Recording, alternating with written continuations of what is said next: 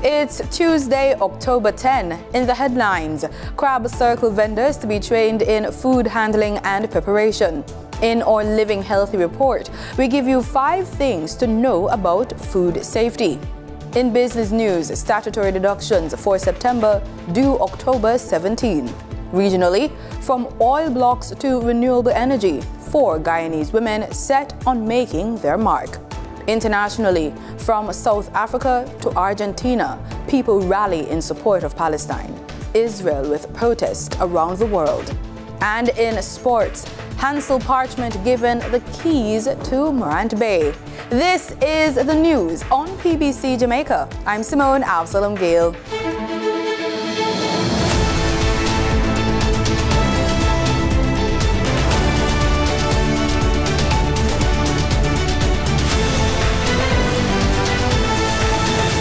The Kingston and St. Andrew Municipal Corporation, KSAMC, has partnered with Heart NSTA Trust to train and certify vendors across the corporate area in proper food handling and preparation. The move follows a public outcry after a video surfaced of a vendor at Crab Circle in Kingston practicing unsanitary behavior. According to Mayor of Kingston, Senator Delroy Williams, the upcoming training exercise is expected to commence within another week or 2, beginning with the Crab Circle vendors. Mayor Williams says the 5-day-long training program will also target food vendors in other areas across the municipality where street food is normally prepared. He explained to the press that part of the training component will involve a practical aspect requiring the preparation of meals, which will be assessed. The vendors will then be certified once they have successfully completed the assessment. Minister of Industry, Investment and Commerce, Senator Auburn Hill, says Jamaica achieving a 4.5% decline in unemployment is commendable. He addressed the matter while giving his contribution to the State of the Nation debate in the Senate on Friday. The highest credit rating Standard & Poor's has ever given to Jamaica, Mr. President.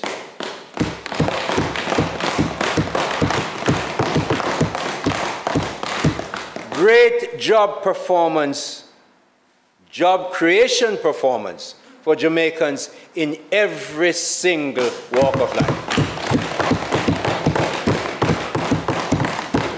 Those, Mr. President, are just some of the words and phrases that have been used in describing the recent announcement by S&P of Jamaica's best credit rating ever, and by Staten of a historically low unemployment figure of 4.5%.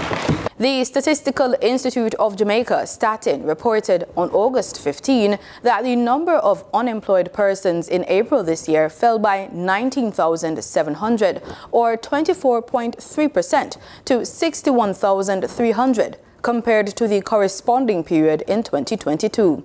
In addition, the number of unemployed males fell by 8,900, or 26.3%, to 24,900, while the corresponding outturn for females dropped from 47,200 last year to 36,400 in April. The number of employed persons also increased by 43,300 to 1.3 million. Unprecedented and historically low and the highest rating are terms that mean that this BB- credit rating and low unemployment figure of 4.5% has never happened before in Jamaica.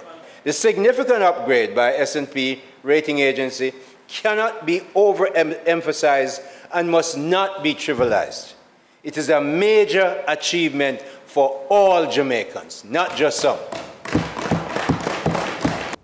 In this Living Healthy report, we feature the World Health Organization's 5 keys to safer food to general public from 9 to 99 years old and encourage their practice at home.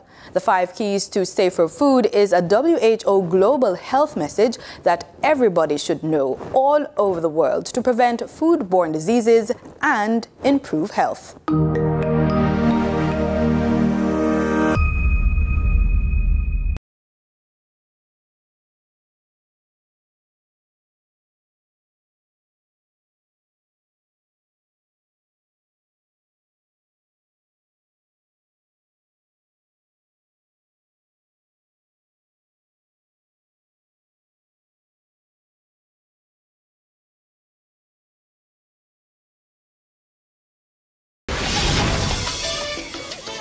These are microorganisms, extremely small living beings. There are 3 different types of microorganisms. The good ones help to produce foods and drinks such as cheese and yogurt, fermented meat, and fermented vegetables. Some other microorganisms are annoying. These are the bad ones. They are responsible for the foul smell, bad taste, and repulsive look of rotting food. But they normally don't cause diseases. But it's the other kinds of microorganisms that we really need to be afraid of. They don't cause food to smell bad, and they don't change the way it looks. They are the dangerous ones, and it's necessary to be very careful with them. These are known as pathogenic microorganisms, and they can cause severe illnesses, such as stomach pains, vomiting, diarrhea, fever, and even death. They're deceitful, invisible, and dangerous. These tiny beings are very, very prolific. To increase in number, they need food, water, time, and warmth. They can multiply very quickly. Fortunately, no matter how strong and frightening these microorganisms are, they are preventable and vulnerable.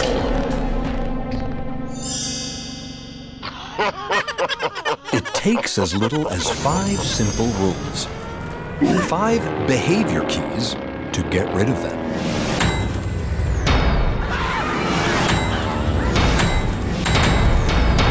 Protect yourself and your family from diseases in the home. The rules are easy to apply.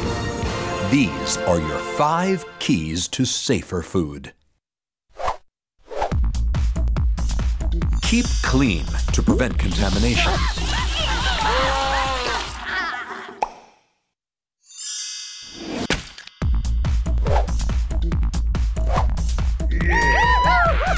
Separate raw and cooked foods to avoid cross-contamination. Cook thoroughly to kill microorganisms.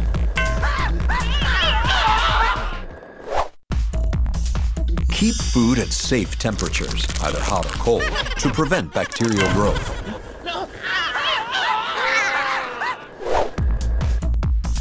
Use safe water and safe raw materials to avoid contamination. Food producers are the ones primarily responsible for the safety of the food you buy. But you can protect yourself and your family from diseases in the home by applying the 5 keys to safer food. Use them. You also have a role to play. Time now for the business report with Danita Rodney.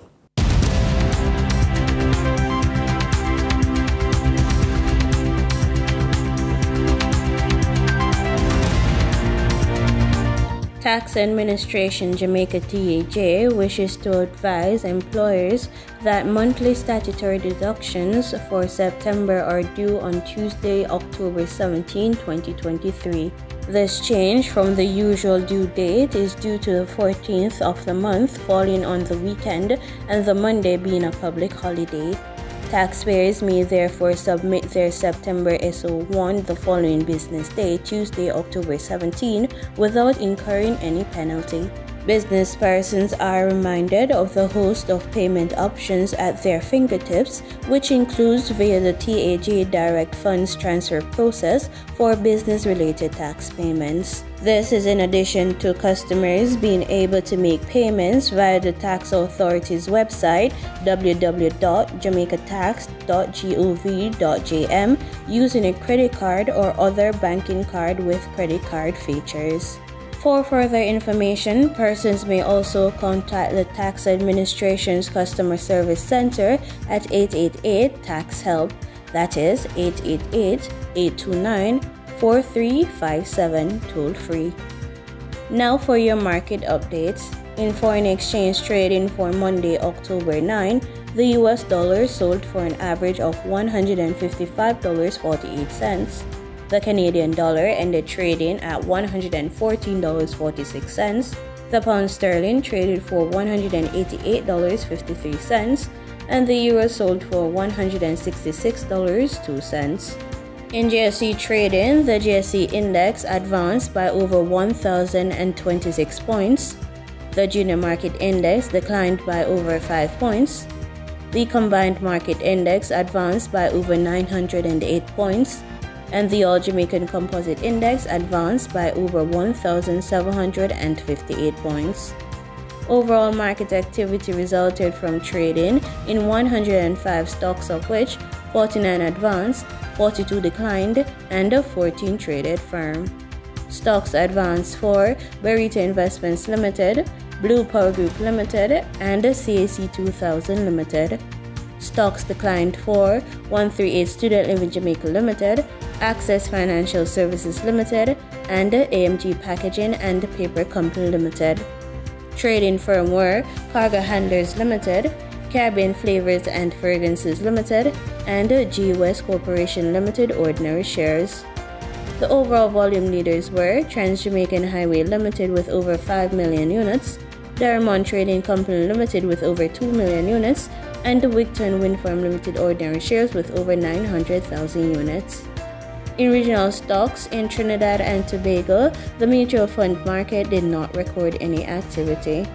On the Barbados Stock Exchange, Goddard Enterprises Limited was the sole security trading over 5,000 shares. In regional business, the use of human virtual assistants might be trending in several international markets, but seems to now be kicking off in Trinidad and Tobago.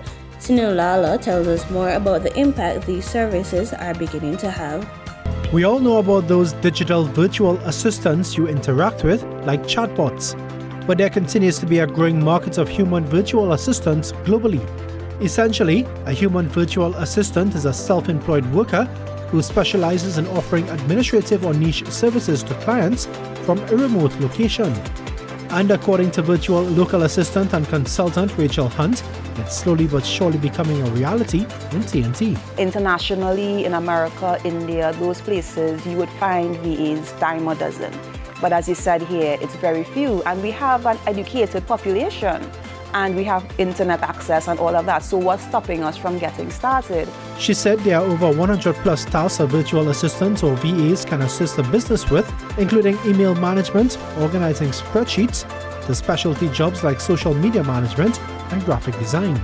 Ms. Hunt said local businesses, particularly the small ones, have begun to see the value in recruiting these focused services. I have VAs who have masters and, all these qualifications, and you can get a high-level person to work with you for 4 hours and get done what you can pay somebody for the entire week, right? And it works out financially. And while VAs can search for jobs on the highly competitive international market, Ms. Hunt encourages them to start off engaging with local businesses, especially to keep that human element. People believe that Trinidad, we under a coconut tree, barefoot, playing a pan all day. And so there's that sort of perception, and so they might want to undercharge, right? And then you are going into a situation where you have a lot of VAs from a lot of different countries, and they might be bidding on the same jobs. And with AI tools at the hands of all, Ms. Hunt sees the value in putting this technology to use. I am not going to hide it and be like, no, I say, I'm going to use ChatGPT to generate this, right? And I do so and still keep the voice of the client. I do it for my own post as well, and I'm helping other VAs to understand how to utilize this. VAs might have the advantage of working from home and avoiding the traffic nightmare on the outside, but there is a major drawback. One of the challenges we face from working from home is isolation. And we know from a psychological perspective that's not healthy. But she expects the VA market to grow as people have the flexibility to work on their own time and generate as much clients as possible. In market data for oil prices eased on Tuesday after rallying more than 4% in the previous session, with traders cautious as they watched for potential supply disruptions amid military clashes between Israel and the Palestinian Islamist group Hamas. Brent crude fell 36 cents to $87.79, while West Texas Intermediate crude eased 35 cents to $86.03 a barrel. And that was the business report on PBCJ. I'm Danita Rodney. In regional news, Guyana's prolific oil and gas sector is expected to expand this year with the upcoming award of new oil blocks following the country's inaugural auction. And the 4 Guyanese women who founded CISPRO Inc. want to be part of that expansion. 2 of the 4 founding directors, Dr. Melissa Versick and Ayo Delgetty Dean, told the newsroom more about the company and its plans for Guyana. Here's more in this report. So we decided to set up CISPRO because we wanted to ensure that Guyanese could benefit from the resources that are available to us and for us. I suppose as a group of women, we were concerned about building generational wealth for all Guyanese. That was the makings of CISPRO Inc., a Guyanese company bidding for 2 oil blocks offshore. The women behind the venture are Ayodele Dalgetty Dean, Dr. Melissa Varswick, Abigail Long-Watson, and Omadeli D. George. And they believe Guyanese should be able to capitalize on the resources available. I think the group of women that I socialize with, that I'm with, they're also courageous and they're also risk takers and they're also interested in developing Guyana, and we're all interested in corporate social responsibility. So that made it quite easy for us to make this jump. And then for all of us, we know how to tap into the people that we need to tap into. So as a result, as soon as we decided, okay, we want to do something in the oil and gas sector, in the energy sector, we decided, okay, who do we need to contact? And then it was finding the right people to support us. Bidding for oil blocks is no easy venture, and for Guyana's inaugural auction, the government set out steep requirements. So Dr. Varswick explained the team had to find the right partners. First thing we say, we don't have that technical expertise, but we need to go and find it. It's our resources, it's our responsibility to develop. In the beginning, there were challenges. And as I mentioned earlier, you need to jump over those hurdles and those obstacles, and we did. And we created a great team, an excellent team of experts who's working with us. And we're very confident that we got set the criteria for the bid rounds because of the team that we have created. And also as it relates to financing is always a problem. Every sector will complain of that today, but that was a hurdle that we were able to overcome also. So we went into the bid round very solid in those 2 years, which were challenges when we just started. Aside from oil, eventually the group wants to get into renewable energy ventures. So we want to go for a first 5-year plan is basically acquiring oil blocks and having them developed. And on the long run, in terms of the 10-year goal, is to also explore renewable energy projects and so forth. Perfect. So those are the 2 major areas that we want to focus on over the next 10 years. Now CISPRO Inc. awaits the government's evaluation of the bids. Once that is completed, there will be negotiations before any blocks are finally awarded. Reporting for the newsroom, Vishani Raghaber. Antigua and Barbuda and other small islands developing states are insistent they will have to draw a line in the sand at the upcoming COP28 summit in Dubai. The view was expressed by Environment Minister Molwyn Joseph during a recent exclusive interview with ABS TV. Efforts being made so that we do have consistency in the messaging. It's going to take some doing, frankly. Environment Minister Honorable Sir Molwyn Joseph telling me about preparations among countries of the developing world to speak on one accord at COP28 in Dubai. Antigua and Barbuda was at the forefront of efforts at COP27 in Sharm el-Sheikh in Egypt for a loss and damage fund. What was agreed then was the need to establish the fund and a transitional committee to make recommendations at the upcoming COP28. Sir Molwyn tells me what he thinks will be the most crucial issue to be determined. We are of the view that the focus should really be the response to disasters. We have mitigation, we have adaptation, but the question is, what happens when a small island like Antigua and Barbuda, Dominica, be devastated by a hurricane? What can the developed world, what would they agree to in terms of the funding for recovery?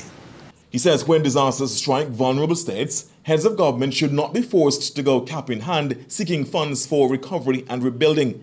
He says developing countries are to seek common ground even before COP28. The pre-COP is happening in early November in Abu Dhabi. I'll be there because it is at that pre-COP when we are going to be able to gauge what the COP is going to be like. And there will be, I believe, the thinking of small island developing states is that we have to draw a line in the sand and say enough is enough. The Environment Minister says there is no need to reinvent the wheel as this could be included in an existing funding mechanism. We believe that there could be a window in the Global Climate Fund that instead of creating a new fund, we say, okay, you have the Global Climate Fund that now provides money for adaptation and mitigation. Why don't you create a window that says, okay, while we adapt and mitigate, if there is a disaster, there is a funding mechanism for you to be able to rebuild your roads, to be able to rebuild your schools and your hospital. In international news, demonstrations in support of Palestine and Israel have continued across the world over the last 24 hours. Pro-Palestine rallies took place in cities including Cape Town, South Africa, Athens in Greece, and Sydney in Australia. Rival rallies in support of both Israel and Palestine took place in the Argentinian capital Buenos Aires, France, New York, and the British capital London. Al Jazeera's Mohammed Val reports. Long live Palestine! Long live Palestine! A world away from Gaza, demonstrators filled the streets of the Australian city of Sydney, waving Palestinian flags and chanting for freedom in Palestine.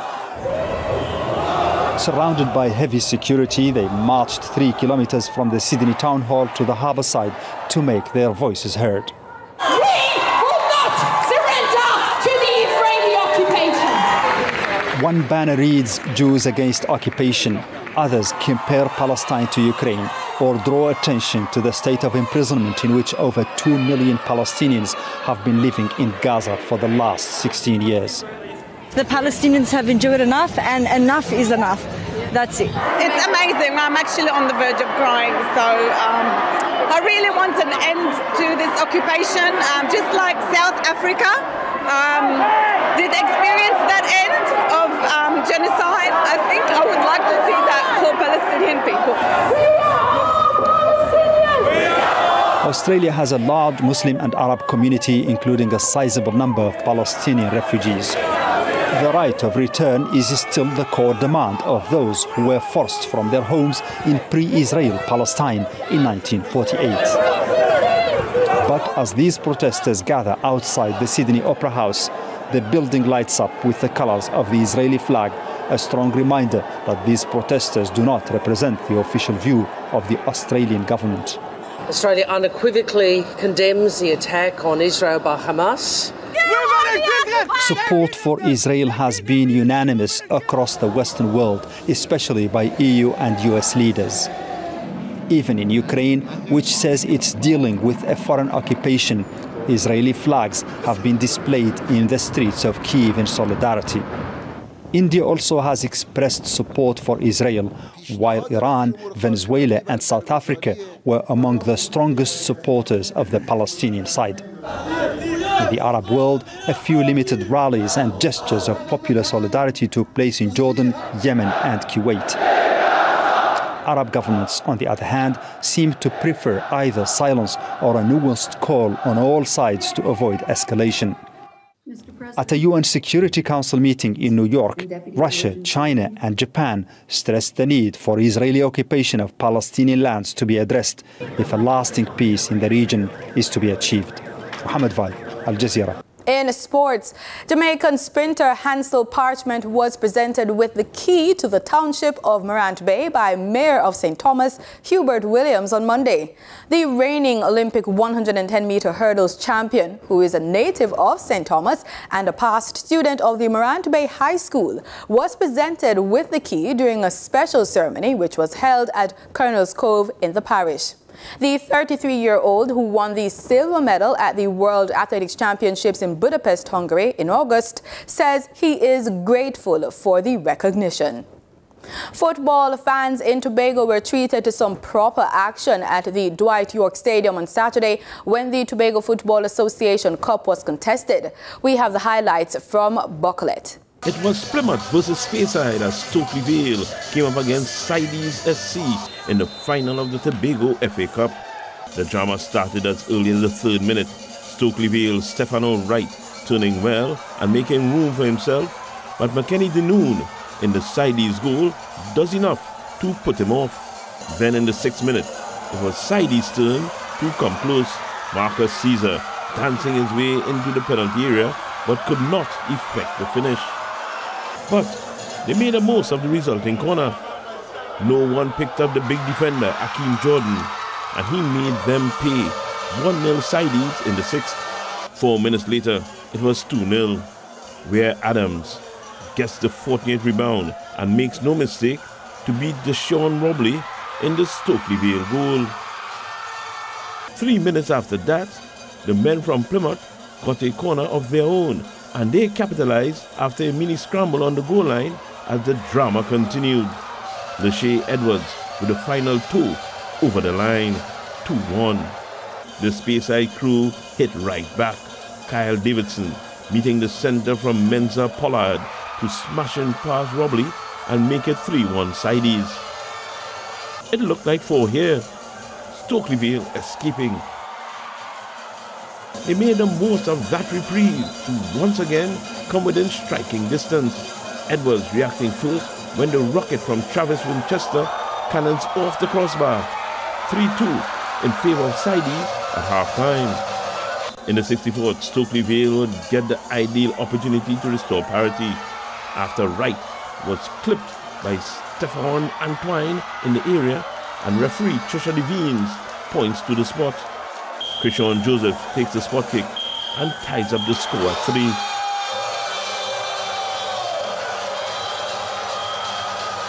3. A crucial and worrying time in the match came in the 80th minute when Robley was injured in a collision and was stretchered off after his teammates quickly recognized the gravity of the situation.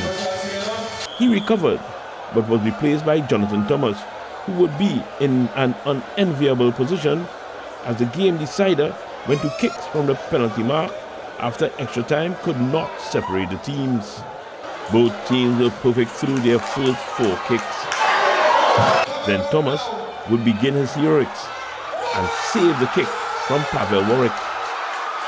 Thomas was not done as he took the last kick himself and buried it to spark wild celebrations on the field and in the stands as Plymouth Stokely Vale wins the shootout 5-4.